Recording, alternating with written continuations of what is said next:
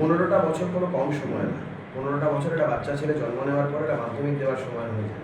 15টা বছর ধরে মমতা বন্দ্যোপাধ্যায় রাজ্যের মানুষকে ভাওতা ছাড়া কিচ্ছু দেয়। এই ব্যারাকপুর শিল্পাঞ্চলটার দিকে তাকিয়ে দেখুন, এই বিএমওস হাসপাতালটার দিকে তাকিয়ে দেখুন। আমি গোটা রাজ্যের পরিস্থিতি আপাতত নয় ছেড়েই দিলাম। ভাওতা ছাড়া ব্যারাকপুরের মানুষও তো কিছু পায়নি। ওটা রাজ্যের মানুষ যেমন পায়নি, ব্যারাকপুরের মানুষ কিছু পায়নি। ফুলে ফেপে ঢোল হয়েছে এলাকার কাউন্সিলররা, ফুলে ফেপে ঢোল হয়েছে এলাকার তৃণমূল নেতারা। মানুষ যে তিমিরে ছিল সেই থেকে আরও খারাপ পরিস্থিতি হয়ে গেছে মানুষের। আমরা চাই এর আক্ষরিক অর্থ না। আপনি ওসব ছাড়ুন, কালকে তৃণমূলের সভা থেকে একজনের চেন চুরি হয়ে গেছে। আপনি ভাবতে পারছেন পরিস্থিতি?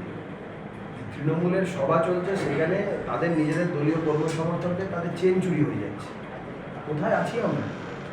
মমতা বন্দ্যোপাধ্যায় রাজ্যের মুখ্যমন্ত্রী, তার সভা চলাকালীন চুরি হয়ে যাচ্ছে। এবং শুধু চেন চুরি হয়নি, আরও তো কয়েকটা খবর হয়নি, কয়েকজনের মানি ব্যাগ চুরি হয়েছে। এই ধরনের ঘটনা ঘটেছে অনেক।